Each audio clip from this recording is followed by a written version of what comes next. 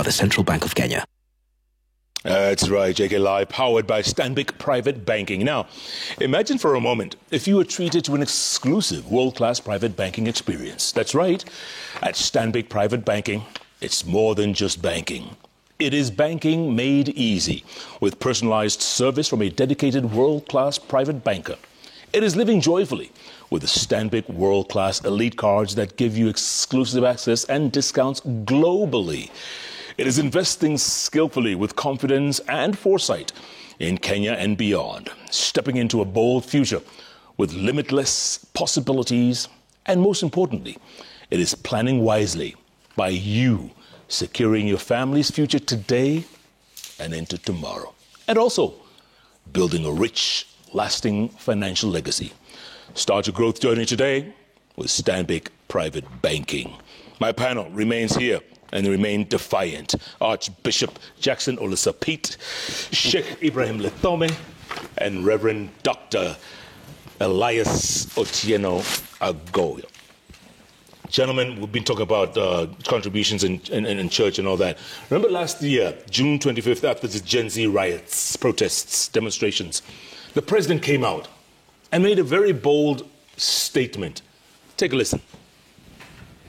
State officer or public servant shall participate in public contributions or harambees going forward. The Attorney General is hereby directed to prepare and submit legislation to this effect and develop a mechanism for structured and transparent contributions for public, charitable, and philanthropic purposes. These measures will be followed by changes in government that I will be making shortly.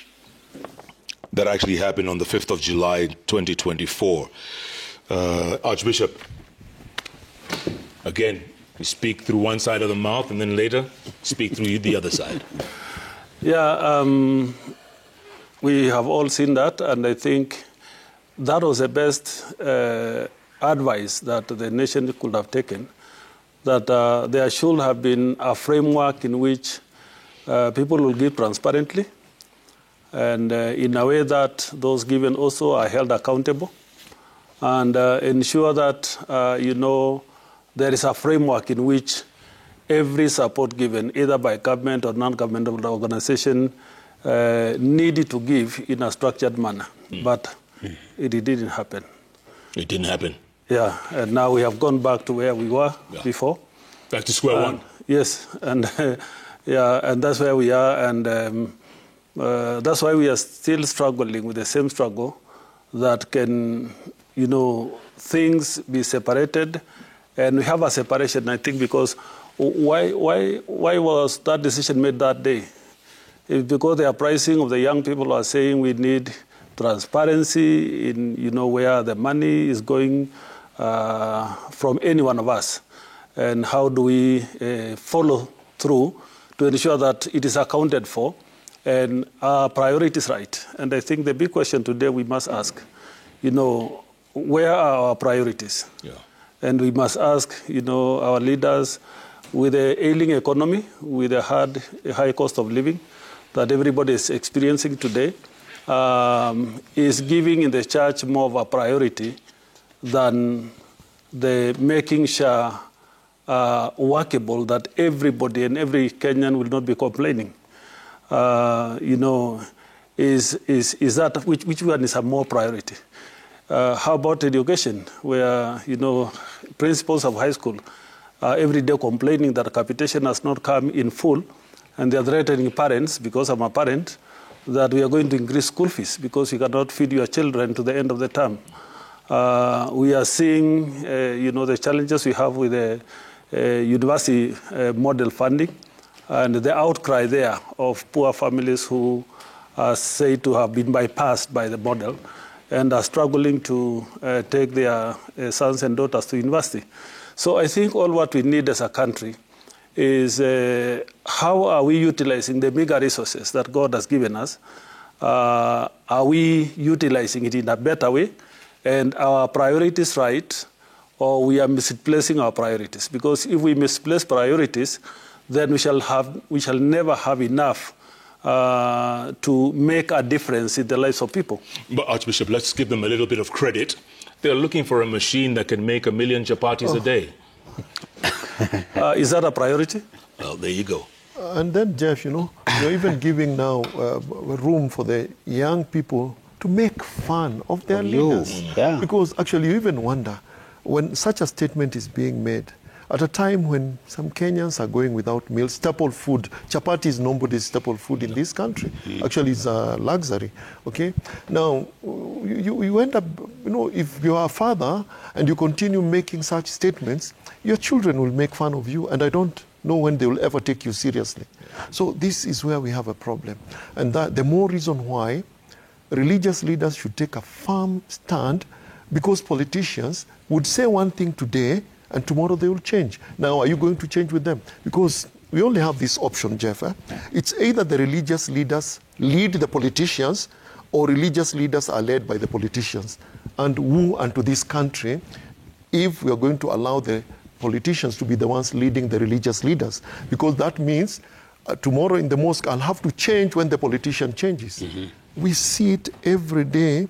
And sometimes I even wonder, I even feel a little bit embarrassed on their behalf, because sometimes back, and you people are so good in the media, you capture what they said, and it remains there on the record, and when it matters, you show it. I wonder what they feel when you show what they said last time, and now they've 360 degrees. Now, do you want religious leaders also to run behind them and change like that? We'll have no religion at all. So the more reason why religious leaders should remain above these people whose game is today you say this, tomorrow you say that. Let me quote from the Quran. We are told, "O you who believe, why do you say what you do not do? Indeed, it is annoying to the Creator that you say what you don't do." And this is what you are seeing here now. Again, Jeff, I think if I was, let's say, I'm a leader also in my home, and I'm sensitive to my children. If, for example, I tell my children we need to tighten our belt because things are not good, okay? Then tomorrow they see me doing things that to them is not a priority. How will those children take me? This is exactly what is happening in this country. We were talking about the anger here. Why wouldn't the Kenyans be angry when some people are going hungry? We have certain priority areas that are not working because they have not been given the due attention, whether financially or the planning and the rest. And then they see the person who is supposed to take care of them because, Jeff, when you are elected as a leader in this country, the Constitution is very clear. You've been given that power by the people of Kenya to run the resources, manage the resources on behalf of the people of Kenya. How? What guides you in that?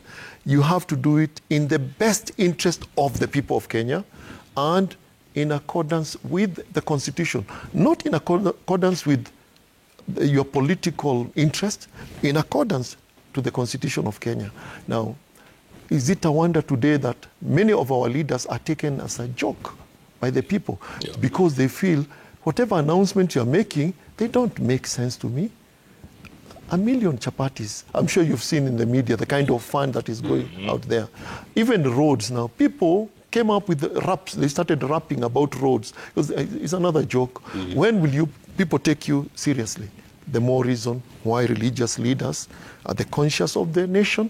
They should remain firm because the worst thing that can happen to any nation is when the religious fraternity, the religious leaders allow themselves to be led by the politicians who will keep on changing. Absolutely. Reverend Dr. Transparency International the other day came up with a report that says corruption, this past Monday, corruption is a moral and ethical issue.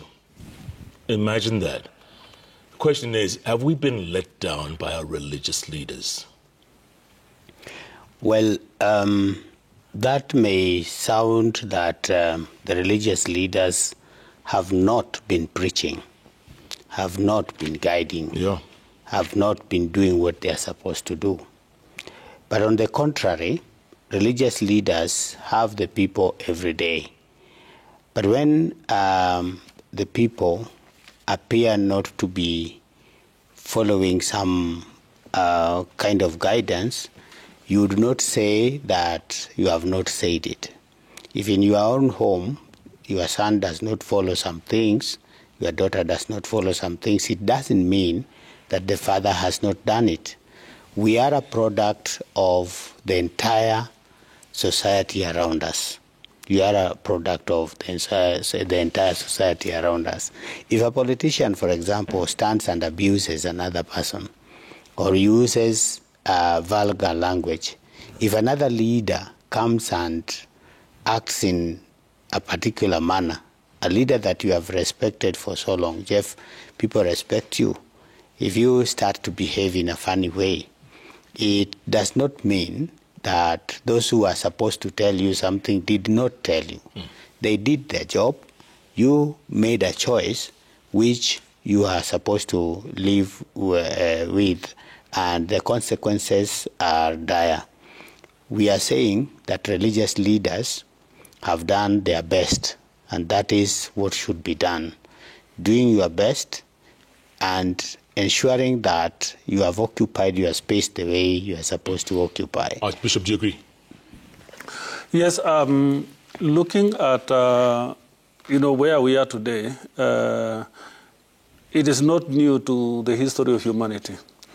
Looking at the Bible, one of the temptations, the devil tempted Jesus during the 40 days of temptation, was whether Jesus will agree to receive the earthly kingdom and the wealth and the splendor and the beauty of the earth, because Satan pretended to own it.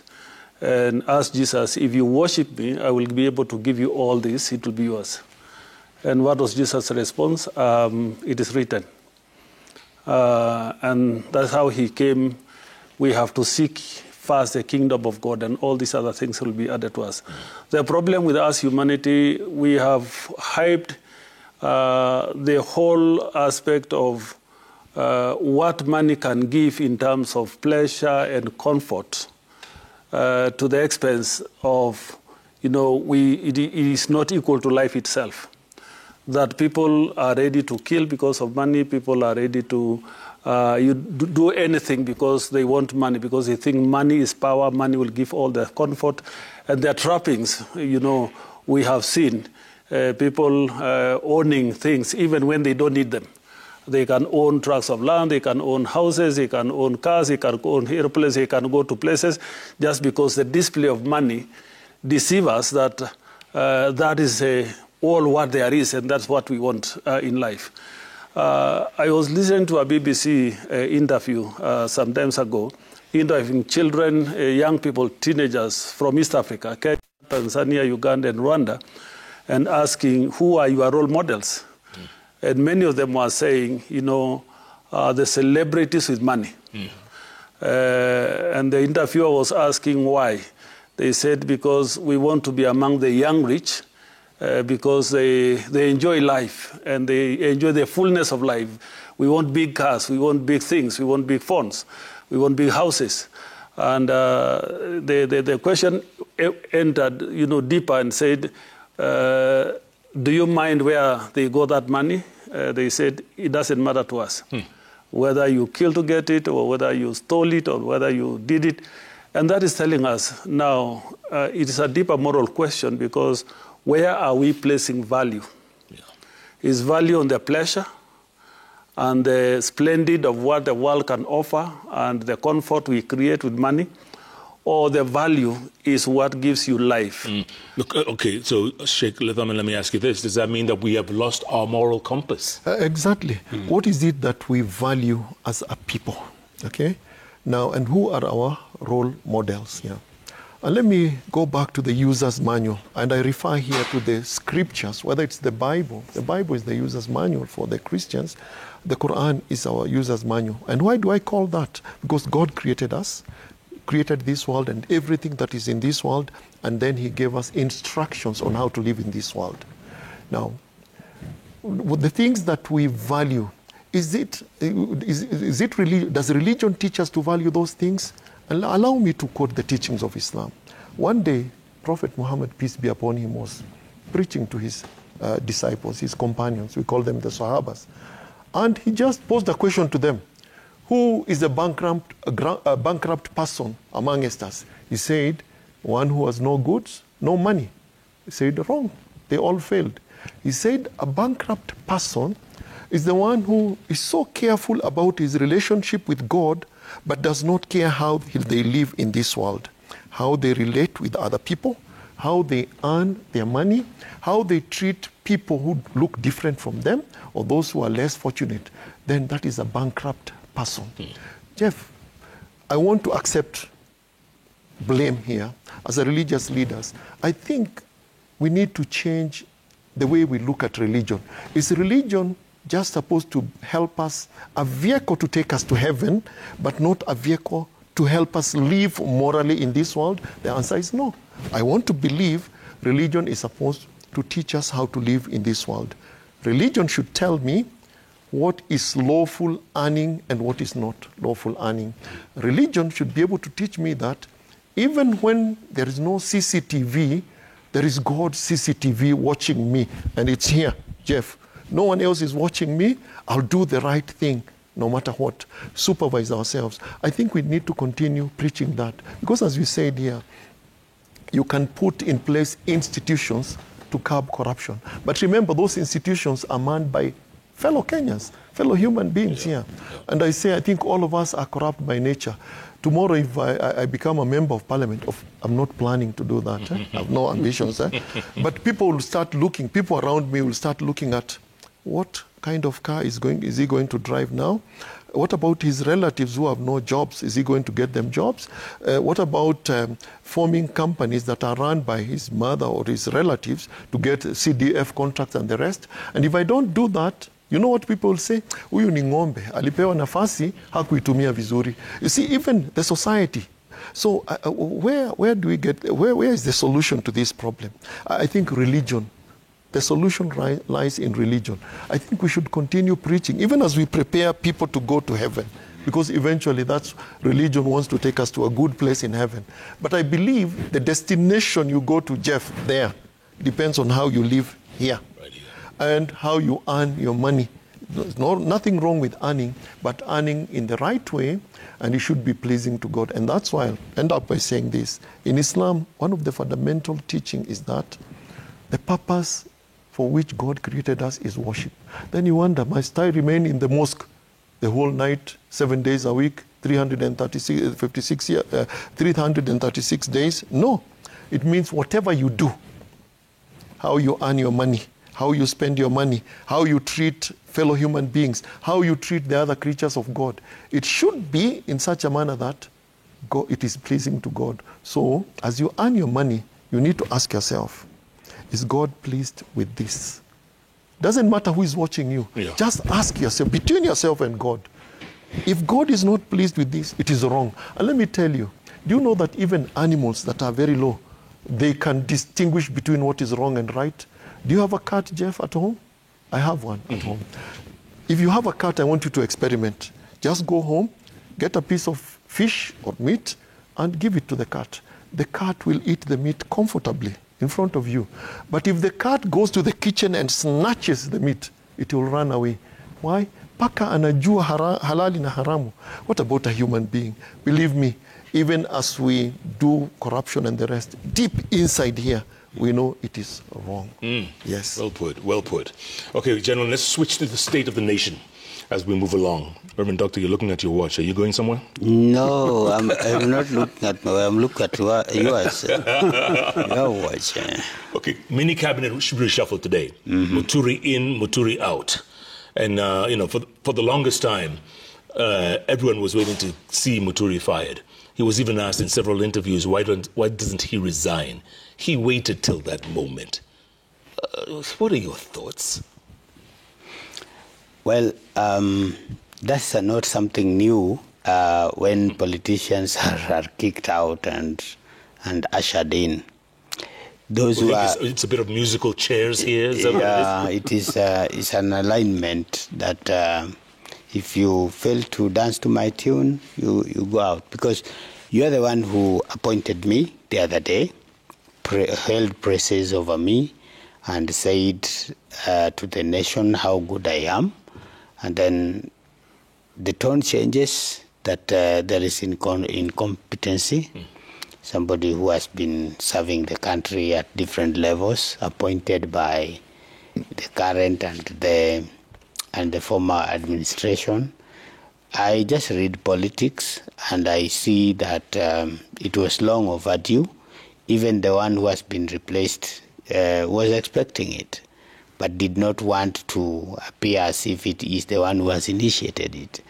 That is normal in politics. The other day, politicians can call themselves names of both domestic and wild animals at the same time in the same sentence.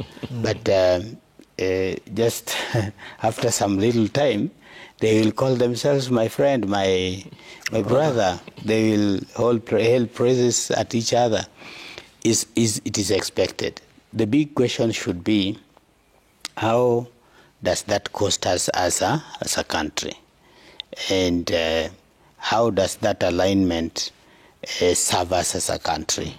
That should be the big question. Yeah, and it's not serving us very well. And it's not serving us because there is this, burden of exiting this other one and ushering this other one in, and all that is at the cost of what we pay. Yeah. Archbishop, imagine the president calling his someone he appointed as a cabinet secretary. He called him incompetent when he was Attorney General. So that means when he was Attorney General, he was incompetent, but then he brought him into your cabinet. Yeah. Imagine. It's very hard to follow trade how politics is played. It's a puzzle every day. But we were told one time by the late President Moi that in politics there are no permanent enemies and neither there are permanent friends. Yeah. So it is a game of convenience. So to me, I think it is always, politics is a game of convenience that we will walk as long as I'm the beneficiary and I benefit from ABCD. And the moment that stops, and then you cease to be of value. So my reading is we will continue to see more of this, especially when we are getting towards 2027. There is a realignment not just of individuals but of regions. They talk of national unity by bringing this. And the problem is that you bring from here and then you shift out from there. It's more like, digging one hole to fill another hole. And when that one is filled, then you realize that that one is also a hole that needs to be filled. Then you go digging from somewhere else and then fill that one, and you have already created another hole. So I think, in my view, the stability of our politics is building trust, but also anchored in systems that work. Because if we have politics and political parties that function, we may not even have the reason for these coalitions.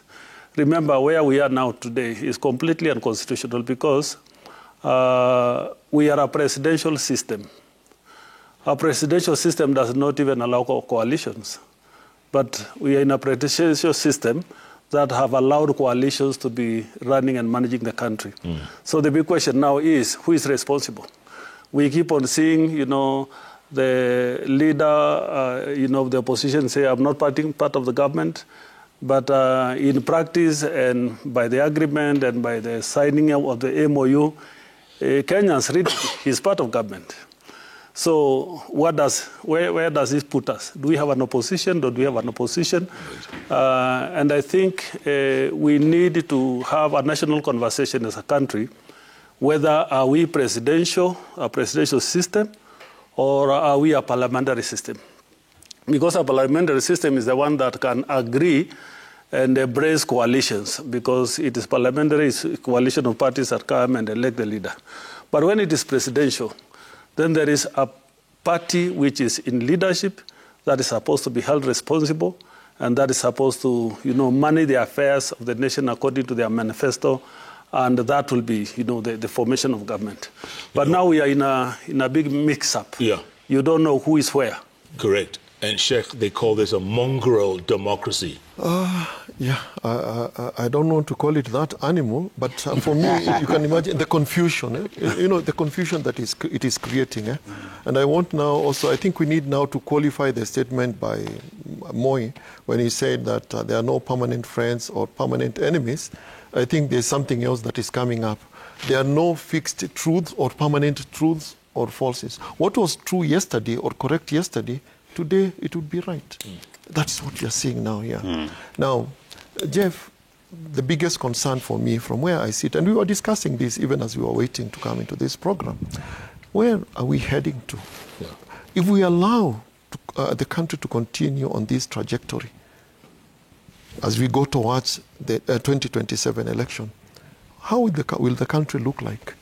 Terrible. I don't want to imagine. And should we allow the country to continue this way? The answer is no. Why am I saying that? At times we look like we have ceded the country to the politicians, and it's like it belongs to them.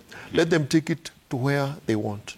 Now, looking at what is happening now, the state of the nation, Jeff, is that ethnicity at its worst. And for me, I say there is nothing wrong in you belonging to the community you belong to and the rest. It's God's plan. It is God who wanted us to be diverse. And our constitution is very clear.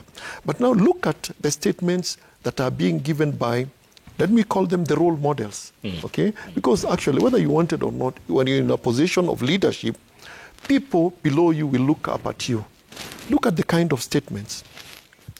At one time, a leader somewhere, call him a former leader, but he's still a leader in their own capacity, whether stripped of the position or not. He says, if you do this and that, don't step into this part of the country. The young people are watching that. Jeff, after what happened over the weekend at the stadium here, just go to the social media and see. So young people are saying, so and so should not step into this region because they are doing this and that to us. Now, if we allow that to continue, I don't want to imagine what the country will look like when we come to 2027. So what is the solution? Again, the solution lies in the people who do not have vested interest in the politics and positions and the number of votes they are going to get. And these are the religious leaders. I think we need to guide the country. Number one, Jeff, if a person came to this country today, they will be forgiven if they thought we are in an election year. It's like we are in an election year. Everybody is talking about 2027. This is the beginning of 2025, for God's sake. We still have 2026 and a lot of promises that have not been fulfilled. Why are we all geared towards 2027 now? Because even those reshuffles and the rest, we see in them 2027. It's like if nothing else matters. What matters now is 2027.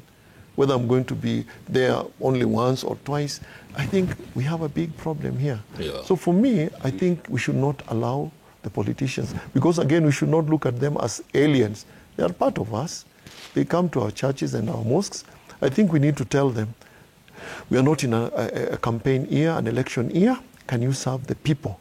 Okay, we have no control about who reshuffles who. I think they let them do it. But I think as Kenyans, we need to tell them that we are not happy with what they are doing. Because the country belongs, Jeff, I keep on saying the country belongs to all of us. Yeah.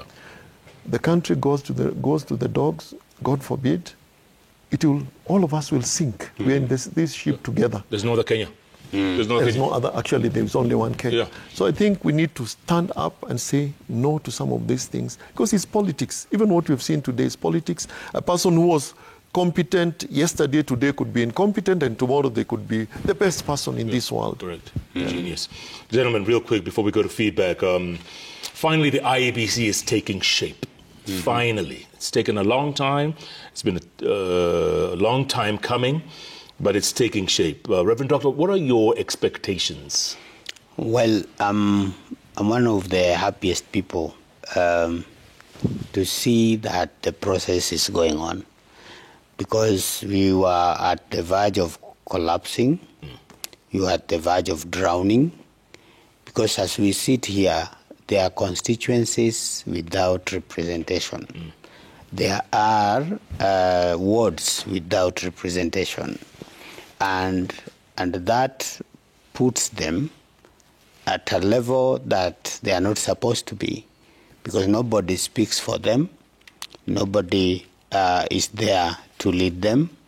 And again, even the funds that were supposed to go there in terms of a salary for their people, though those funds may be the funds that are being used arbitrarily. I would say that the IEBC, the process that is going on, should be given the full term, so that we get the chairman of the IEBC and we get the commissioners, and so that our country is shielded from the collapse that may be there. Yes. If anything happens to anybody, just like it has happened to other people in those constituencies, then where does that leave us as a country? Sheikh, you agree? Totally agree. This is a very important institution. Yeah. And I think we have been, I wouldn't say testing God, because, you know, God helps people who help themselves. And God will not change the situation of a people until the people change themselves. God has given us the intelligence. We have laws in place. Why do we want to play with the lives and the destiny of this country for all this time without an IEBC? People without representation, disenfranchising some people. Now they have no representation in parliament. We have wards without MCAs, which is wrong. So we are only praying that we're going to get this institution in place. And unfortunately, people already have started reading politics in it. They are seeing people preparing for 2027 and the IEBC being put in place with 2027 inside. No, that is the problem. But I think this is very important. We are happy that at least something is happening. And our prayer is that we are going to get a competent person to run IEBC and also commissioners to run that very important institution that we need in this country. Yeah. Archbishop, we always hope for the best for this commission. Yes. And it ends up being such a mess. Yes, I think we are a hopeful people, and we need to place that hope before us. The beauty is we have now time frames as to when this process will be concluded. So hopefully by the time it's concluded, it will, we'll have the commissioners appointed. And where I'm calling hope is at least we shall have a body to refer to, because now we have nothing. Yeah. So we have also a body to challenge to do the right work. But we must begin by challenging the panelists, those who are conducting the recruitment, to give Kenyans the best. And I think that's where we need now to put our emphasis, that let them not be guided by political forces. I know there could be attempts, but let them be guided by objectivity and get the best people who can be able to manage this process, so that Kenyans will have people to hold accountable. And I think for me, the beauty is when we have this behind us, then we shall have a team to look up to and challenge to do the right thing. We may not get the best, we have always probably got them there and things happen. But at least we will have a body who can say we have a body to manage the elections of this country. Yeah. And I think that's a hope I want to bring. But I also want to believe that God will also, as we pray, bring to us people who will be used of Him and give Kenyans hope. Because I think what Kenyans are looking forward to is hope. And I think what we need to remind our political leaders and ourselves is that from the beginning of our conversation, we were asking, why is there such a celebration of anything wrong? Which is a reflection of some deep-heated anger that is boiling. And I think if we are all going to be careful to make sure that processes are put above board, it will be one way of minimizing anger. if we are going to, all resolve and say, let's get an IBC that is independent. The problem we have had with our institution is that they have been rendered not to be independent as they should be because of political interference. But if we can say one way to treat the deep-seated anger of Kenyans is to allow independent institutions to be independent and build, public confidence, that we can be able to have some hope ahead. Absolutely. And I think we need to begin with this IBC. I want to urge the political class and all of us, let us pray for them, but give them the independence they require to be able to perform their work independently. And when Kenyans see that they are independent, then we can begin to build trust, and we will minimize the anger. After all, their first name is independent, right? Oh, yeah. Gentlemen, yes. We have a ton of feedback. We're going to go to the magic wall. Ayub, what do you have? Yes, so we kick some questions, some observation. The first from the now health seers, Adan Duale, who says the Quran says those who spend their wealth by night and by day, secretly and publicly, will find that their reward is secure with their Lord, and that there is no reason for them to entertain any fear or grief. This is according to Quran, verse, that is chapter 2, verse 274. Sheikh, you agree? Yeah, but the intention, he's very right. The CS is very right. He has quoted the Quran as it is. I think he has just picked it, is cut and paste, which is right here. But again here, the issue of riyah. What is the intention of that spending? Yeah. Whether publicly or secretly, the question is, what is the intention? Simple. Go, Lisa. Next. The next is from Jethro, who says, ask the clergy, what difference does it make? Any difference if the politician's donation is not announced? Does that change or cleanse the source? Archbishop. We are not saying it will cleanse the source, but the problem of announcing is that you have already displayed yourself, and it becomes like, something like self-glorification. But when it is all quietly, we don't ask the source even of those many other Christians. And those many other Christians, we don't know their sources. But it is treated now as donation without, checking the source. But the moment we make it like a public pronouncement for myself, that's what the Bible says, then you have got your reward with the people whom you want to please with that donation. And the reward is not now from God. And that's how we need to see it. In America, they call it endowment. Yeah. Endowment, yeah. Right? And a lot of them give money back to various institutions, and they get recognized for it. All right, next. Philly Wanga says, what the right hand gives, the left shouldn't know. True, it's therefore improper for politicians to publicly announce their offerings to God. But who grants the clergy the authority to refund such donations? Reverend Doctor. The systems that we have, if you give the money to the church and you give it in a manner that you wanted the glory, you wanted to be recognized, then every church has got its own system. If their system says that that had an intention that is not for the offering, then they have their own systems. Yeah. Okay. Next. Sir Nixon Dugere says, what's the difference between when a politician gets into a church to address people and when the church leadership gets into politicians' ground to address the same people? For example, during the national prayer breakfast. Jeff. No, Jeff, I think these are two different scenarios here. Yes. A politician coming to church, why are they coming to church or to the mosque? To pray. When a religious leader is invited to that place, what are they going to do? To play their role there. They only go there not to make political statements. They go to those prayers to do exactly what they are supposed to do. And what they were invited to do and do. Exactly. Which is prayer. And in most cases, we are invited to pray. Exactly. And that's what we are going to do. Yeah. Yeah.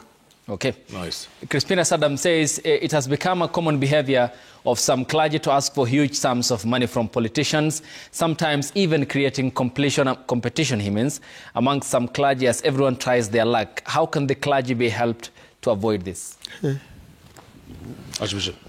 I think it is clear that even donations that come to the church, unless you are doing a project that you are telling people this is how much it costs us, and you are asking for the support, there is no way in which the Bible teaches us to solicit money from anyone by asking them, please give me this amount or that amount.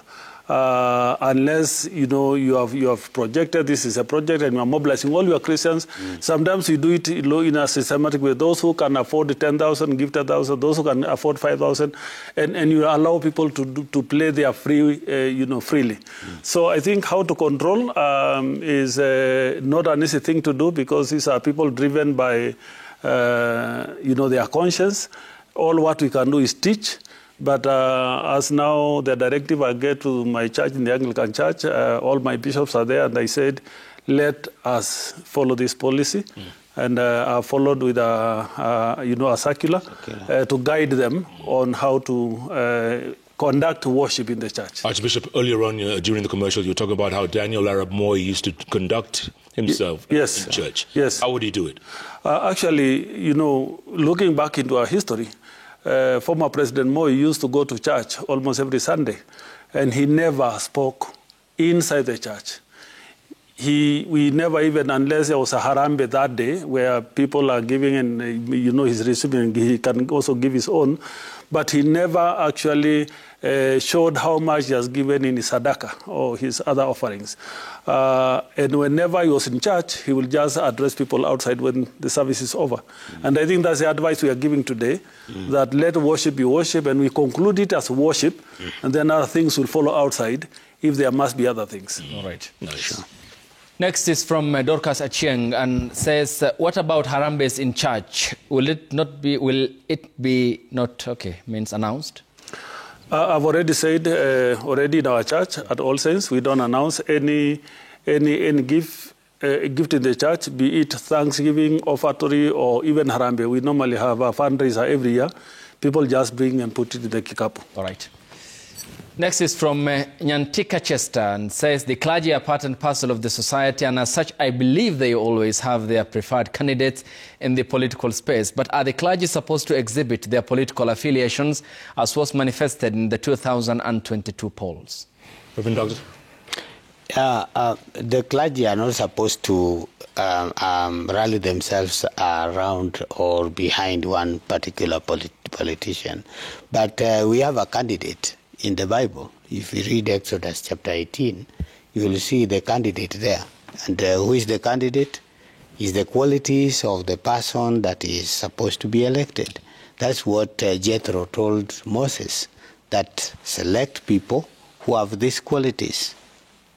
And the qualities, when we give civic education, we also teach people on how to get these people that have these qualities. But it is wrong for anybody to say in the church that this is the candidate for everybody. And Ayub, I think we need to distinguish between a personal preference and also when you're standing there now as a leader. Take, for example, I am at Jamia Mosque, and then I use the member there, that is the pulpit, to maybe now to campaign for a particular person. I'm supposed to, and that is the policy at Jamia. Keep it to yourself. Don't use that platform at Jamia to rally for anybody else. But all of us have that right to support whoever we want. But don't use that platform. You're going to annoy the people there. Are you sure that all the people, the congregation, Jamia on Friday, 10,000 people are there? Are you going to ask them what which politician are you supporting and the rest? So let it be a personal thing. Keep it to yourself. Yeah. Okay. Yes. Good. Ivan Kimadi says the church stopped preaching about the gospel and the men of cloth have become political activists. No wonder the society has lost its moral decadence. And the nation is turning secular each and every day. Do they agree? Archbishop. Oh, I don't agree with that statement. That is his opinion. We have never been political activists in any sense. We give moral guidance when it is required of us, and we preach the gospel every Sunday. There you go. Let's go. All right. The next one is from Churchill Omondi, who says the hypocrisy around Kenya's spiritual spectre is reeking. The greed for fuel guzzlers, palatial homes, and infinite fame has led us into this abyss. The men of God have marooned their roles and turned into greedy, mongering individuals. It's reeking, he said. Hey, Reverend Doctor, that's a... Well, some of these, I know you would have made those vocabularies a bit easier, but some of these are personal opinions, which do not necessarily mean that that is what is being done. Of course, people have good houses, good cars, but you cannot attribute that to people becoming more secular than spiritual. Yeah. Babu Michael says, sometimes I ask myself what the religious leaders discuss with the president whenever they are invited to State House. Do they tell the president the truth about most of these issues? Because these issues, after these meetings, they condemn the government openly. Ayub, if you ask me, I think we have a role. You know, that statement, for me, I want to support it. I think we have a role here to tell the truth to the leaders. Whenever we have an opportunity to meet them, we should not be telling them what they want to hear, but we should be telling them what we think is right and what is wrong. Take, for example, in Islam, we are told, because the moment we mention the word jihad, people just think about war. Armed war. Yeah. But you're told in Islam, the best jihad is telling the truth to a tyrant leader. And I'm not trying to say anybody is a tyrant here, but that shows you the duty that we have here. Tell them the truth. So any opportunity that we have to meet with the leaders when they come to church, when they come to the mosque, when they invite us for iftar or whatever, should be an opportunity to do what we call enjoining what is good and forbidding what is evil. Doesn't matter what the position is, because that is the calling for a religious leader. Hakuna kupaka mafuta, unamwambia ukweli. And leaders are expected to consult. Leaders are expected to express themselves as leaders. When you meet the president, like yesterday, the president met some leaders. Why did he meet them? He met them because of the issue of the Shah. And that was the agenda. So if he was able to talk to them, because there is an outcry that there are 7 billion shillings that have not been given to their religious institutions, medical institutions. So that calls for mukutano ya faragani. But immediately they talk and nothing happens. That's when now you see leaders will come out and say, we talked to the concerned leaders about 1, 2, 3, and 4, and nothing is happening. So that's when sometimes you see we come out and say, this has not worked, but know that we have already talked about this. Yeah. Okay. Mark_Makuda says churches should embrace NCCK bans and bring the sanity to pulpits and consecrated podiums. Political activities and utterances shouldn't be given a listening ear. Contributions should be done in a manner that befit church worship. Churches are not political podiums. See, that's just an observation. Next is from Zadi. Says, I support politicians and every contributions be announced because it promotes transparency. Those bishops will steal the money if given out in secret. Wow. Will you announce every money from everybody that comes to St. Andrews or to All Saints? Are you able to announce everybody comes and you announce that money? No. You know that money is even a one-off gift because offering, because they are there maybe once a year. Yeah. But what about the rest of the money that has been coming every day and every Sunday? The church has transparent ways of accounting, and we have accountability checks. Our books are audited, and every money we spend is in check. And we have AGMs in the church where we read the accounts and how it has been spent. So let him come to church and see. All right. Zadi, you are welcome. And then, Ayub, yes. I think, again, also you're calling for the religious leaders to be transparent. Then whoever is giving in public, let them also be lead by example and also be transparent about the source of the money also. All right. And Nicky Simon says, church must remain a sacred place of worship where all are equal and none is treated differently based on their pocket depth. We can't bend to the god of money. Mark again says Kenyans need more vibrant clergy like that one. The let Ndindi Mwana Wanzeki's times, when the clergy was the clergy, a clergy whose voice is listened to, heard, and not bullied by those in power.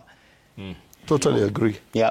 Okello says, even as we welcome efforts by the clergy to reclaim the altar's lost glory, we must hope and pray that these men and women of cloth are proactive, not reactive. If they manage to kick out politics from the altar, they must then desist from making political pronouncements at it. Sure.